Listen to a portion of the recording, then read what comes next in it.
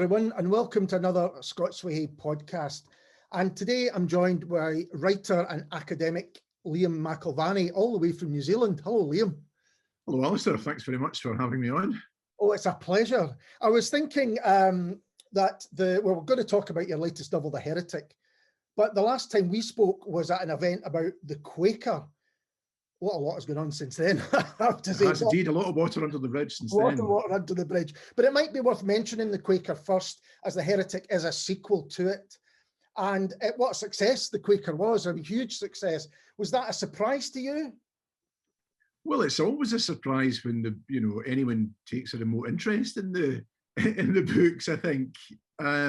You beaver away, you write away in obscurity, and you kind of hope that people might find what you've written interesting. But I think a lot of writers, I certainly, almost everything I finish, I think, well, that's, the worst thing anyone, not just I have ever written, but anyone who's ever written, and I will be exposed for the charlatan I am. So I've always got of course, probably one of these times that will actually happen, and it will be, objectively the worst thing that anyone has ever written. But yeah, so I didn't have any particular hopes for the book. I just was glad to finish it and get it off the desk, really. So it was quite a surprise that it did reasonably well. So that was quite gratifying. It seemed to be a crime novel that a lot of people who didn't normally read crime novels really got into, which I thought was interesting. Right. Oh, well, that is interesting. I mean, it's every crime writer says the same thing, but when I started out, I didn't really, with my first novel back in the day, I didn't really realise that I was writing a crime novel. I know that's what every crime novelist says, but it was kind of true in my case. I was just sort of noodling away. And at one point, I sort of realised, wait a minute, this is a crime novel. I better work out what a crime novel actually is and does, and proceed accordingly. So I suppose I've always had, I read a lot of, I read a lot of crime novels, but I read a lot of sort of literary fiction as well. So I suppose I would maybe see myself as kind of operating on that sort of border, if you like. I've also wondered if one of the reasons it was so successful was it was so closely based on the Bible John murders, and they seem to still hold a kind of a fascination for people in Scotland. And in fact, since the Quaker, I think it's almost reignited an interest in it. Yeah, well, I think that's very true, Alistair. And I think, that's why I was slightly nervous about the latest book, which doesn't have that kind of true crime background, because it does give you a bit of a hook. I've never been able to come up with the kind of holy grail for the crime writer, the high concept thriller. My brain just doesn't seem to work in that fashion. But having something based on a real life case gives you almost the same sort of effect, that people think, oh, this is based on the Bible John murders. I might give this a go. So I suppose you get a kind of wee artificial boost to some extent by, from that circumstance. So I think that undoubtedly was part of the interest that the book generated, was that people are still, after all these years, fascinated with the Bible John story, as of course was I, which was why I wrote the book in the first place. I don't know if you've seen it, but there was a 2-part documentary the BBC have done about the Bible John. I haven't managed to I will watch that, but I saw it made a bit of a stir online, so I'm looking forward to. I haven't worked out how you watch iPlayer, illegally in New Zealand yet, so I need to wait till somebody sticks it on YouTube and catch up with it there. But it did make me think that the success of the Quaker and how widely that was discussed, I wonder if that played a part in people maybe wanting to know more about the original, because certainly it was a name I knew from growing up, but almost like the boogeyman. It didn't go into details particularly. And then reading your novel, The Quaker, it made me think, oh, I really want to know more about this and the effect it had on Glasgow in particular. Well, I suppose that was the angle that interested me, Alistair, was, how it impinged on people at the time and indeed later. I was born in 1969, the year of the final Bible John killings, and it was still, when I was growing up in Ayrshire, it was, you would still open the Daily Record or whatever, every couple of years there would be some feature on Bible John. They just couldn't sort of leave it alone. So it would be slightly exaggerating to say that it sort of shadowed your childhood and growing up in the west of Scotland, but it was always there. It was always a kind of point of reference and something that, as you say, was always, it was never gone into detail, but it was always there in the background. So just something that I was quite interested to explore through the medium of the novel. And of course, I fictionalized the true case in the book. So it's not dealing actually with the Bible John murders. It's dealing with them in a kind of fictionalized fashion. So now we've got the Heretic. Were you always going to write a sequel? Was that your intention? No, absolutely not. So I wrote the Quaker very much as a standalone. Yeah. And it wasn't until my editor at HarperCollins, Julia Wisdom, said, this guy's quite an interesting protagonist you've got here. It might be worth bringing this character back.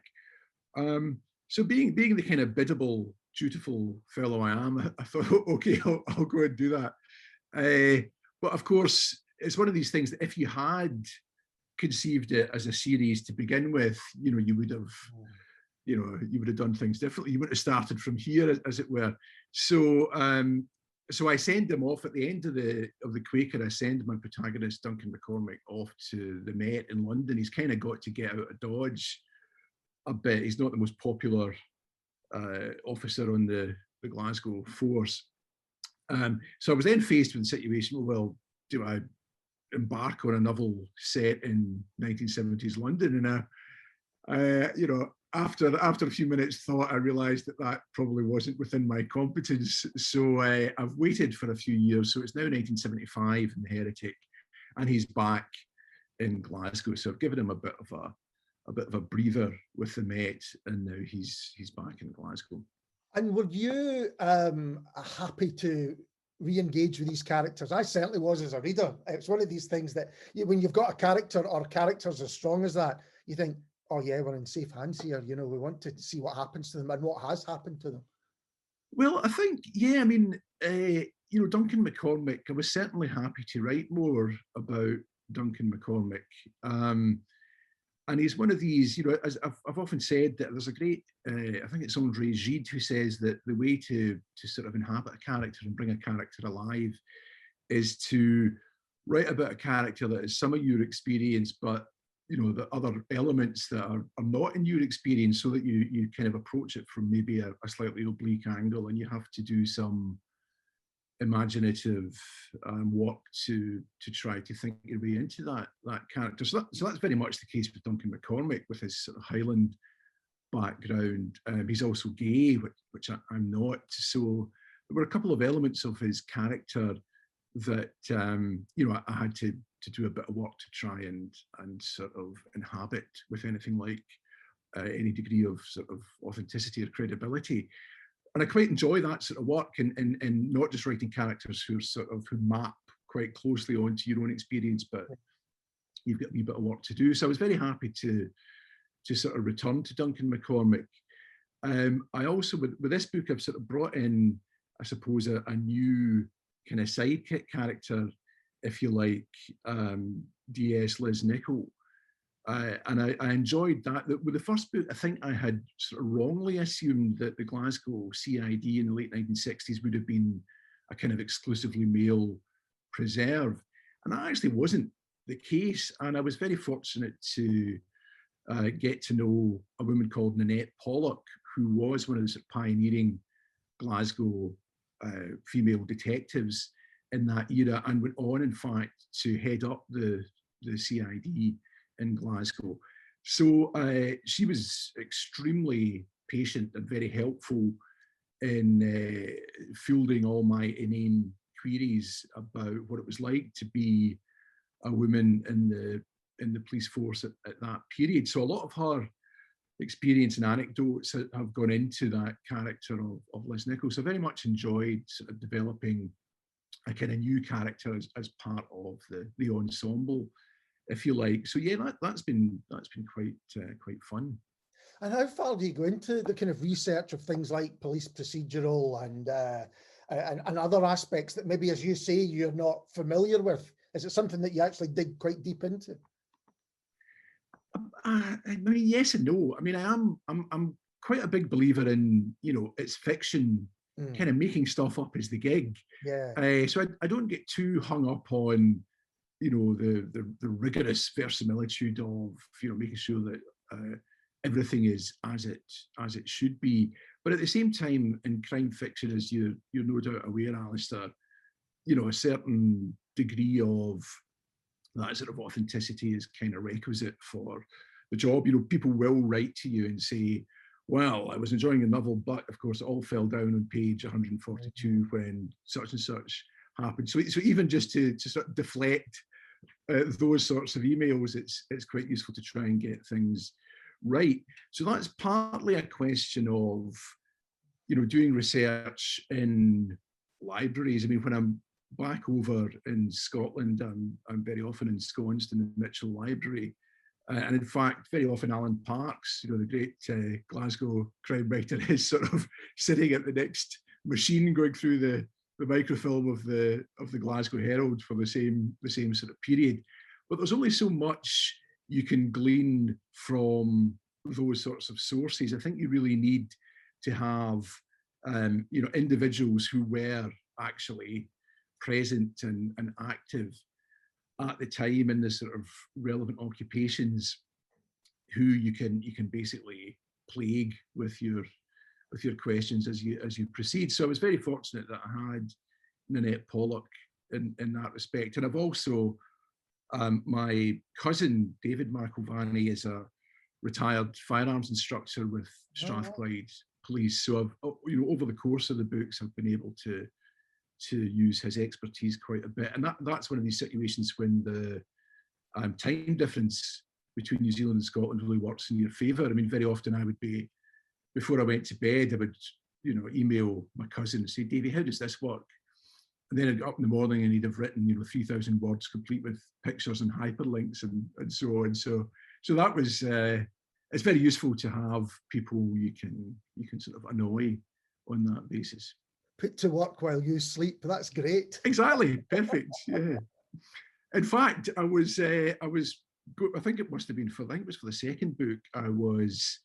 I contacted my cousin to say I was, you know, planning to mention him in the acknowledgements, and he said, actually, could you not do that? And I thought at first it was, you know, he was sort of concerned about, you know, being seen to have sort of divulged police secrets, but it wasn't that at all. It was the fact that at the end of the second book, there's a sort of, I suppose, a kind of Mexican standoff situation in a pub.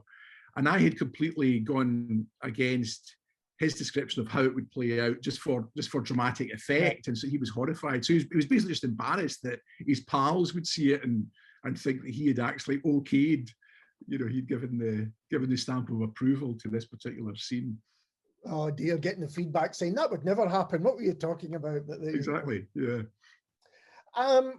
Another balance that you strike, I think, is between attitudes and actions of the 70s in this case, but, you know, make them okay for a modern day reader. Was that something that you're kind of aware of?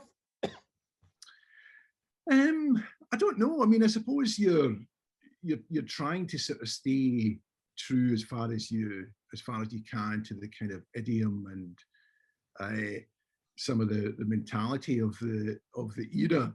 Of course, all that's a bit guesswork. I mean, I'm still, you know, the book I'm writing just now, I'm working on the third book, which is set in 1981. And what I'm enjoying about that is that I'm now coming into a period where I actually have personal memories of it. And so I can start to rely on those.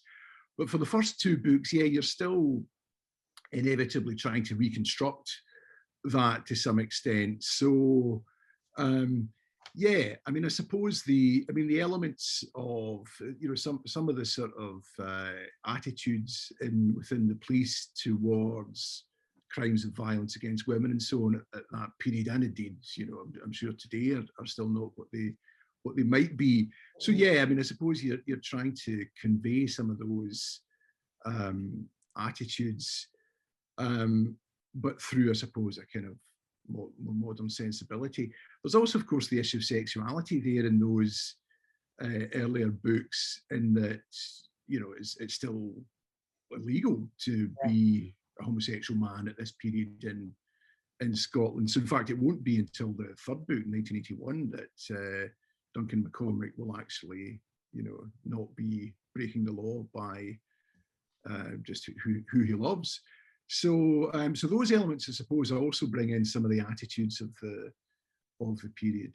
But you also use those to kind of drive the narrative as well, the reasons for leaving perhaps, and the reasons for being concerned, when other people suddenly arrive. You've got all of those things that you spoke about, you use to kind of tell the story itself. Yeah, I mean, I think that's true. I mean, I think, I suppose one of the things that the sort of sexuality dimension gives you is a sense of your protagonist is operating at something of a remove from his colleagues, that there's an element of distance and sort of inevitable secrecy there. And as well as, I suppose, trying to reflect the realities of the situation, that's also quite useful dramatically, to have a character a protagonist who feels to some extent a kind of outsider. That often generates some interesting tensions, just dramatically in the book. And he is really an outsider. I do love the tensions that's just there from other people in the police. That you've really got this outsider character there. Yeah, and very often, I mean, that's obviously a very long tradition in crime fiction of the kind of outsider sort of maverick detective, but maybe this is a sort of slightly different slant on it, using his sort of outsiderness in a slightly different way, hopefully. Just strikes me that, The Heretic certainly is a book you could just pick up and read without having read the Quaker, but did you have thoughts of kind of satisfying people who had already, read the Quaker and maybe brought expectations, or can you not do that? Yeah, I think you can. I mean, I think, one of the things that I did in the Quaker was, I suppose, one of the sort of ethical dilemmas that you have as a crime writer, particularly when you're writing about violence against women, as I was in the Quaker, is that you've got that very familiar scenario of, the kind of violated female body, and then all the agency lying with the male detectives who then go off and investigate. And that kind of, I suppose, was the scenario, that effectively was there just through the material that was working with the Bible John murder. So one of the things that I tried to do in the Quaker was to, I've got 3 chapters in the Quaker that are narrated from beyond the grave, as it were, by the murdered women. And these were chapters where I just tried, I suppose, to give a sense of the interior life and, the backstory of these women, so that they didn't function simply as kind of plot points. But there was one female character in the Quaker who doesn't get that sort of depth. So she was almost kind of, left over, if you like, from that earlier narrative. So one of the things I tried to do in Heretic is to give a bit of the backstory of that character and sort of, tie up those loose ends, as it were. So there are, for people who've read the Quaker, there are elements that in the Heretic that relate back to the actual plot of the Quaker. But I think, with a series, with a crime fiction series, there's a sense in which all the books are self-contained. I mean, crime fiction tends to focus on the case, the particular incident that is being investigated and will be resolved. So there is something slightly self-contained about a crime novel, and you can, although it's useful to and can be a sort of rich experience to read a crime series in its entirety, I think, and just in the nature of the genre, it's quite straightforward to pick up, wherever you are, and just enjoy the book for what it is. Perhaps more so than in other genres. I think so, yeah. I mean, I was thinking about this the other day in terms of, I suppose, character trajectories, and it did strike me that, if you're writing a standalone, I'm also in the middle of a standalone just now, and you do feel the pressure in a standalone to, I suppose, develop a real character arc with your protagonist and have some sort of measurable change over the course of the narrative. Whereas in a crime series, you don't really need to do that. I mean, Hercule Poirot is Hercule Poirot wherever in the series you you happen to dip in. So yeah, that, I mean, you don't quite need to go into that depth in terms of character when you're writing a series, I think. Yeah, I think if you've got a strong cast, so to speak, then you can, you know, put them into most situations and people will connect with them. Yeah, that's right. I mean, so it's that kind of ensemble thing, which I suppose does go back to, I mean, if you think of the sort of police procedural as a genre, I know there are various, you know, writers who are credited with sort of inaugurating it, but I think, you know, most people would agree that the sort of most important writer, I suppose, in sort of formulating the police procedural in those early years was Ed McBain in the 50s with the 87th Precinct novels. And as the title of the series indicates, these are ensemble books. They're not really about, I mean, Steve Carelli is probably the closest to a kind of protagonist, but they are very much ensemble pieces, and they kind of feed into obviously Hill Street Blues and, you know, right up to things like The Wire, where it is very much, your interest is sort of dissipated among a range of characters rather than focused on this one individual. Mm-hmm. You've made me smile talking about Ed McBain. It's been a while since I've read one, but I used to devour them. They're such good books. Yeah, I mean, there are some of them, but there are, you know, they are kind of marked by some of the attitudes at the time and so on. But there's some terrific, just the sort of police procedural dimension and the way he sort of uses that kind of fictionalized New York and sort of represents the sort of team element of police work. You know, I think these were all pretty crucial developments in the genre. So when I finished writing The Heretic, as I was reading it, I thought this is a great Glasgow novel. And what I meant by that is it seems to give a whole picture or a more full picture than perhaps normally happens. Was that something that you were really keen to do? You know, because it moves from east to west, north to south, different areas in terms of class and, you know, all sorts of things. I suppose so, yeah. I mean, I think that's one of the strengths of the crime novel. I mean, people can write fantastic novels based on a very restricted milieu, but it can be quite fun in the crime novel to range as widely as you can, sort of geographically and socially. And of course, that you know, the fact that you're following a case and the various leads that arise, you know, allows you to, you know, have that sort of variety and proceed in different directions. I suppose I've also, I mean, I've probably read more widely than is healthy in the sort of history of the Glasgow novel. At one stage, I was planning to write a monograph on the Glasgow novel, and I taught a course at Aberdeen for a decade or so on the Glasgow novel. So I've read more obscure Glasgow novels than most people. Let's put it that way. But that's something that you notice in the Glasgow novel historically, is that very broad sort of social sweep, and it goes right back to, I mean, Daniel Defoe, the first novelist to write about Glasgow, really not in a novel, but in his tour of Great Britain.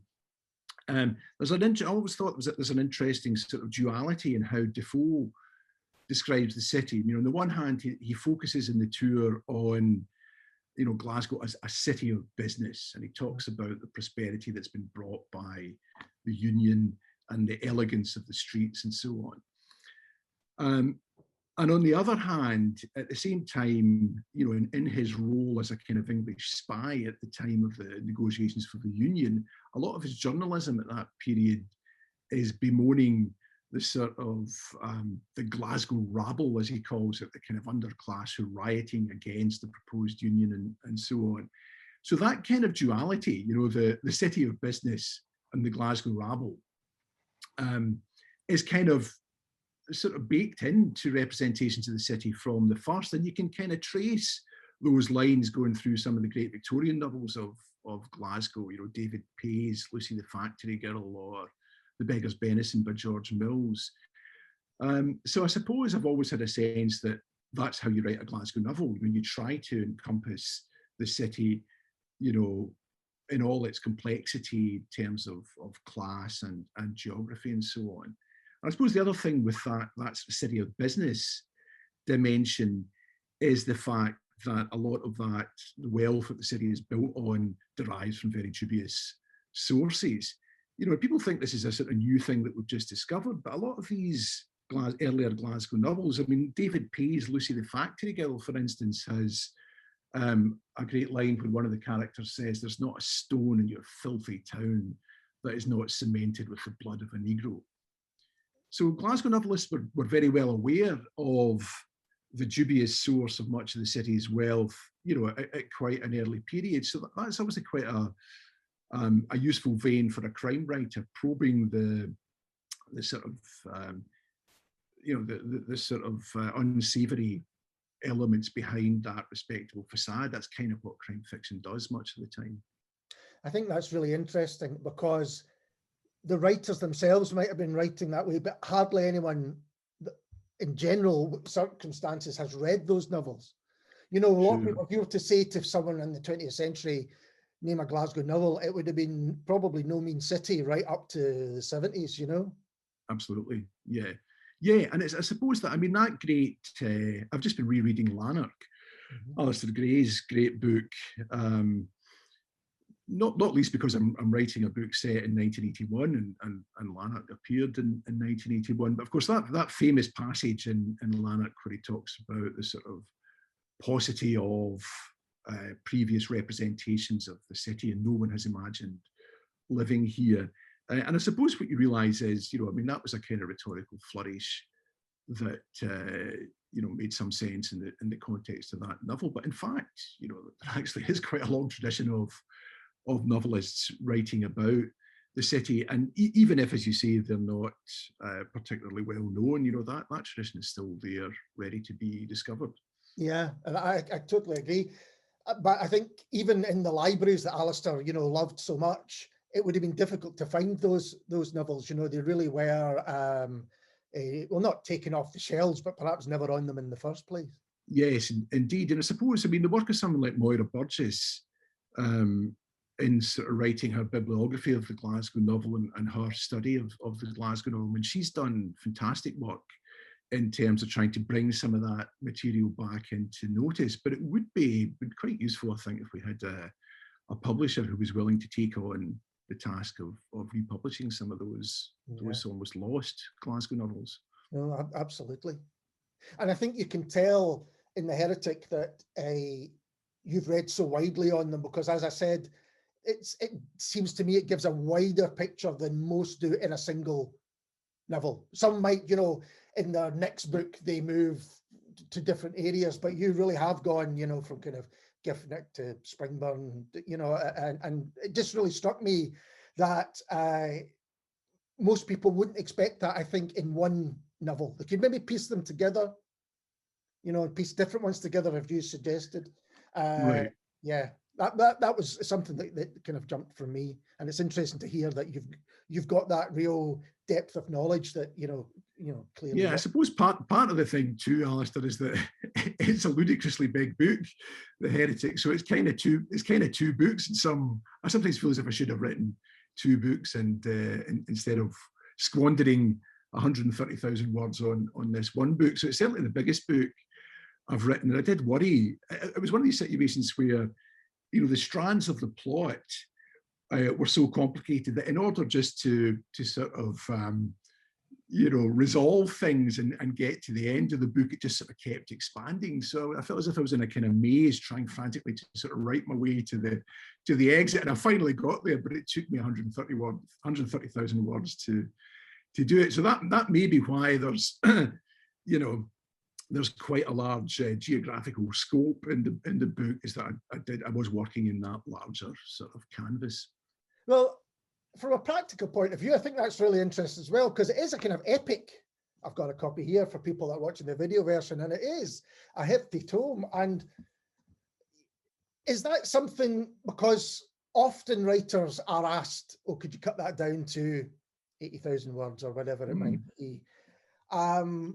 Is there a change going on? I was in a few bookshops for the first time in a long time recently, and did notice that bigger books seem to be making their way back.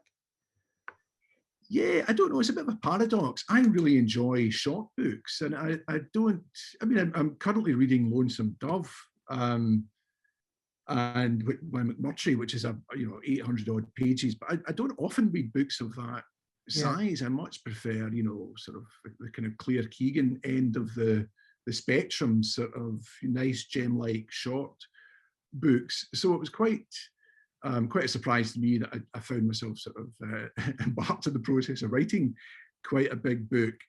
Yeah, I mean, I think my contract actually said, 90,000 words is what you will submit. So I think they might have been, if I tried to come in substantially under that, I think that might have been a problem. But it doesn't seem to be so much of an issue to go a little bit beyond that limit. Yeah, it's interesting to say that, because I did think, wow, this is a real. And did you ever think of splitting it into two? Or it doesn't feel like it could have been. I don't think so. No, I don't think it could have been, as you say, Alistair. But yeah, I mean, I suppose what I'm doing now is with the next book, I suppose trying to keep a firmer grip on the kind of proportions to make sure that I don't sort of lose the run of myself, as the Irish would say again. So now that, because I was going to ask you if there's going to be another one, but you've said that there is, and now that you're kind of into the character and it's not linked to any kind of real life things that people might know about, does that kind of free you up to think, yeah, I know these people, I know the character, and I can take it where I want? I suppose it does. I mean, I suppose what anchors it now is just the year in which it's set, because I'm jumping I'm taking quite big leaps in terms of chronology. So I've gone from 69 to 75, and this next one's 81. So that kind of generates, the interest for me in trying to. I mean, as I say, I'm quite excited about this new one, because it's a period that, although I'm doing some research around about it, it's also a period that I remember as a boy much more clearly. So. And you've also got, of course, that your character is aging in real time. So you have to sort of take account of those sort of how he moves through different life stages and so on. So I suppose that kind of keeps your interest up as a writer and hopefully as a reader in due course. As someone who remembers the fashion choices of the early 80s all too well, I can't wait to see. Indeed, yes. No, I'm sure I'll have good fun with that. But also, jumping that far in time also means that the city itself will have changed substantially from the mid-70s to the early 80s. It really did. I mean, perhaps not as much as it did from the mid-80s to the 90s, but still there was substantial change.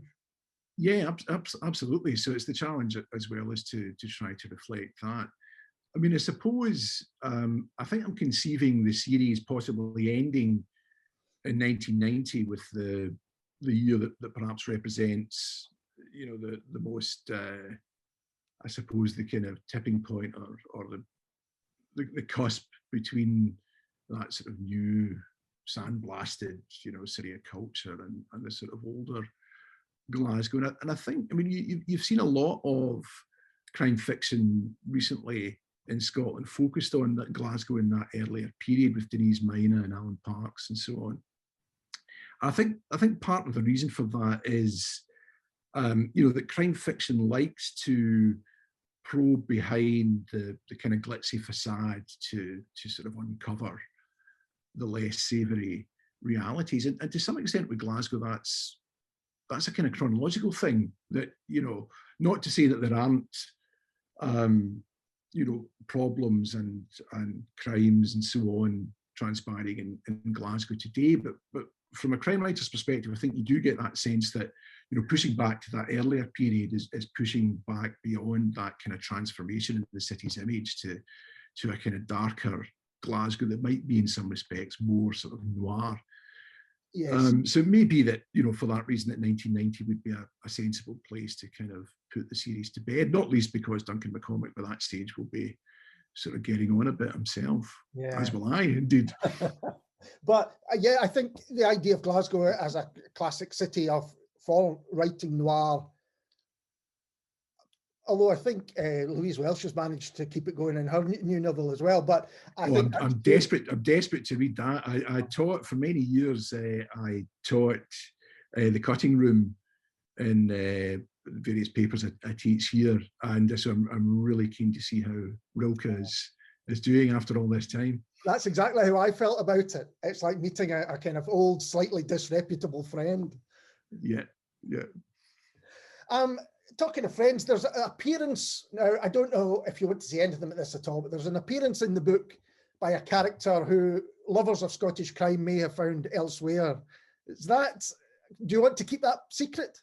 No. So no, that's Harry McCoy, who's the hero of Alan Parks's novels. Well, that's just a wee sort of joke that we've had going. As I say, I would often, when I was back, I would often see Alan Parks sort of working away on sort of similar, a similar period.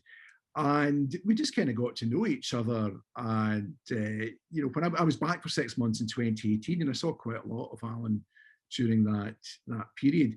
And we also realized that our respective protagonists actually live around the corner from each other. So Harry McCoy lives in Gardner Street, and Duncan McCormick's in Caird Drive. So it was quite easy to sort of engineer a meeting with these characters. So I think he first of all had Duncan McCormick appear in one of his books, and then I sort of retaliated with this one. So it's quite nice, I think, to just have that sense of the kind of expanded universe of Glasgow crime novels in this period. It was really good because I was kind of past it before it clicked, and I went back and went, all right, hang on a minute. Yeah.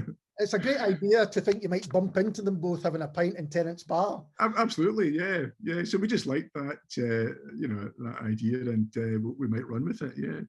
Brilliant.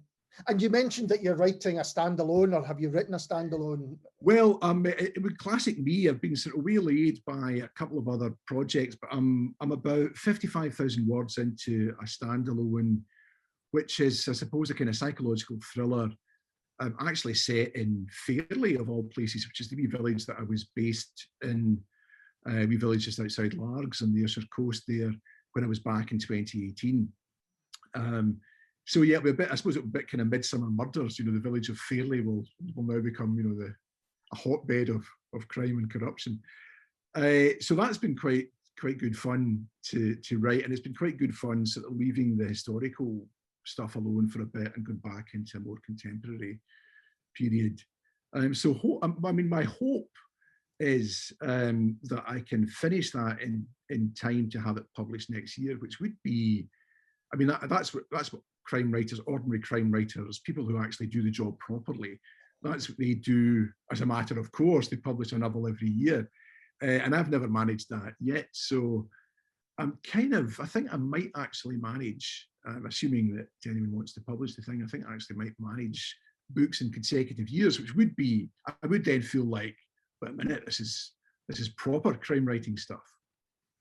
And before we started recording, we were speaking about, New Zealand beginning to open its borders and things like that.